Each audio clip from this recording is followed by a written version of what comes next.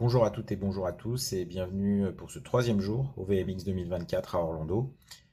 Aujourd'hui, j'ai décidé de vous parler de plusieurs choses, en particulier des études sur la santé mentale des vétérinaires et des équipes vétérinaires, de l'intelligence artificielle, et puis je vous parlerai du Pitch Contest, qui est la finale des startups, et donc je vous parlerai des trois finalistes et de ce que j'ai pu en penser.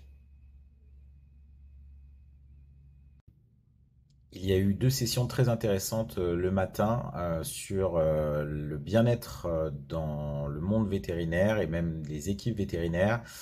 Pour cela, ça a révélé des résultats d'une étude menée par Merck, qui est l'étude Wellbeing, le Wellbeing Study.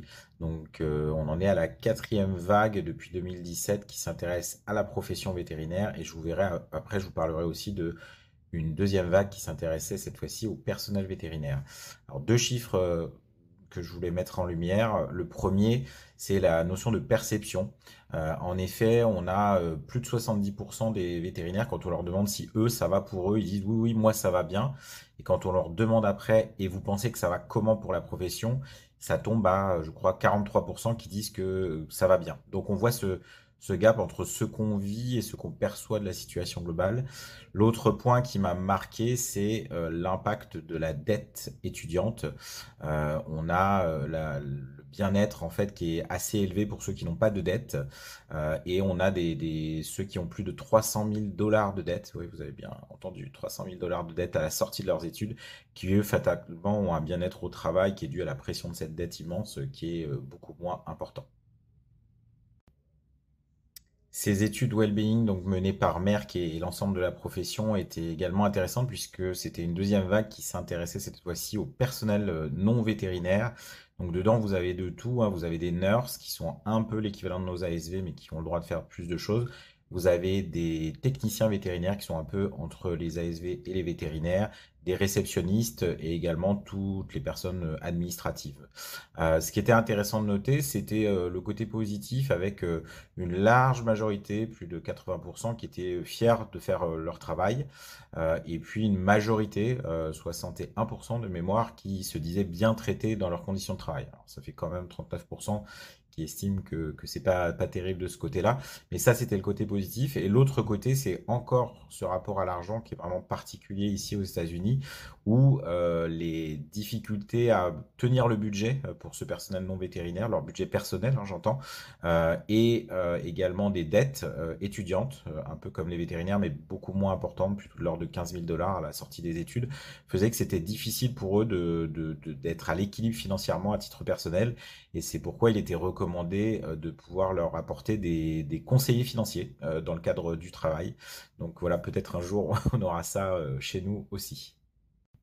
Dans les autres interventions intéressantes, mais sur des sujets complètement différents, et cette fois-ci peut-être un peu plus léger, j'ai eu la chance d'assister à une intervention sur l'intelligence artificielle dans le diagnostic vétérinaire par un intervenant de chez eux, Eric Morissette, qui était passionnant, et d'autant plus qu'il était passionné, drôle, enfin voilà, le modèle type des conférenciers qu'on peut avoir ici. Donc il a expliqué assez brillamment comment fonctionne l'intelligence artificielle et le fait que en fait elle apprend en continu parce que les pathologistes de chez Zoetis sont en compétition permanente avec les résultats de l'IA pour la faire progresser. Et il a également révélé la nouvelle fonctionnalité du VetScan Imagist, donc qui existe en France, hein. L'année dernière, donc je dirais qu'il dévoile un peu une nouveauté chaque année. L'année dernière, c'était la cytologie auriculaire. Cette année, c'est la possibilité de lire des analyses urinaires, enfin des lames plutôt, suite à des culots urinaires. Alors vous allez voir que l'intelligence artificielle, il va en être aussi question dans ce dont je vais vous parler, qui est le pitch contest. Le pitch contest, c'est la finale des startups. Donc ici, on avait trois finalistes. Vous expliquer un peu ce que chacun faisait. Donc pour le premier d'entre eux, ScribbleVet, c'est un peu la révolution et c'était la grosse tendance de ce VMX.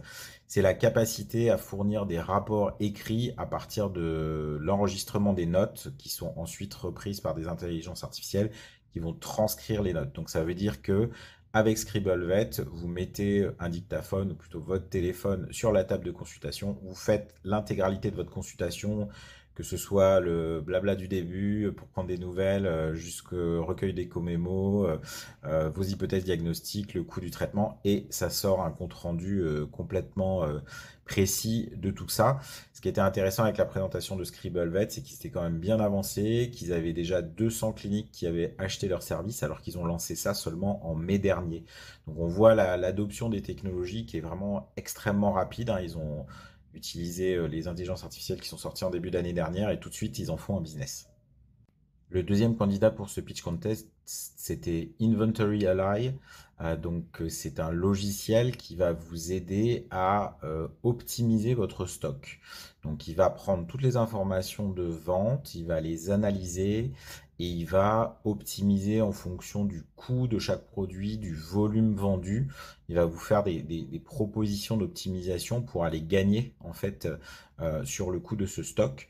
Alors ça peut paraître comme ça un peu facile, mais c'est pas si simple que ça à gérer dans parfois des établissements vétérinaires très grands. Et surtout, on s'aperçoit que en allant optimiser ce stock-là, on récupère de l'argent qui sinon est immobilisé pour rien souvent. Parce que parfois, voilà, la gestion des stocks, ça se fait un peu au doigt mouillé dans les établissements vétérinaires. Donc plus avec ce genre de solution, qui a d'ailleurs gagné le pitch contest dans la mesure où c'était une solution qui était jugée très efficace par le jury. La troisième et dernière solution, c'est peut-être pas très original parce que alors j'aurais pas pensé dire ça un jour que une solution d'analyse par IA de radiologie allait être pas originale parce que ça veut dire que du coup c'est assez mature. Mais donc Radimal, c'est une solution donc qui fait de l'analyse par IA de radiologie avec quelques spécificités qui sont quand même intéressantes. En particulier une qui m'a plu, c'est que sur la radio parfois, si vous utilisez des logiciels d'IA, ça vous dit bah il y a ça et puis bah on sait pas trop où exactement ça se passe. Là en fait vous pouvez mettre un calque sur la radio que vous regardez où l'IA va vous dire bah c'est là que je vois le problème que je décris. Donc ça je trouve ça pas mal intéressant. Ça produit un rapport comme d'habitude avec des probabilités de survenue de certains items. Et l'autre chose qui est intéressante avec Radimal que certains autres systèmes ont aussi, hein, c'est la possibilité de soumettre à un spécialiste en radiologie ou en tout cas en imagerie certaines radios qui seraient encore un peu sensibles à analyser avec des résultats possibles en 5 minutes, 1 heure ou en moins de 48 heures et en moyenne ça vaut pour 6 heures bien entendu. Plus vous êtes pressé, plus c'est coûteux. Voilà, c'était une troisième journée encore riche d'enseignements, de choses qui se passent ici et qui ont souvent un temps d'avance sur ce qui pourrait se passer chez nous. Et encore, je ne vous ai pas tout raconté, il n'y a pas la place pour le résumé quotidien. Je finis en vous laissant profiter du spectacle que vous pouvez voir à côté de moi. Donc, c'est un spectacle assez fascinant auquel j'ai assisté hier soir, qui est un spectacle de drones. C'est la première fois que j'assistais à ce genre de choses. Il y avait environ 500 drones qui étaient visibles et qui étaient coordonnés, peut-être un peu d'intelligence artificielle à nouveau pour coordonner 500 drones en même temps, et qui dessinaient des figures dans le ciel, comme vous pouvez le voir à côté de moi. Donc c'était sponsorisé par Hills, d'où le dessin que vous voyez qui est assez évocateur donc d'un sac de croquettes qui verse des croquettes dans un bol, tout ça grâce à ces 500 drones. Donc j'espère que ça vous a plu, en tout cas moi ça m'a beaucoup plu, et puis j'espère pouvoir vous montrer d'autres choses étonnantes demain dans le prochain épisode.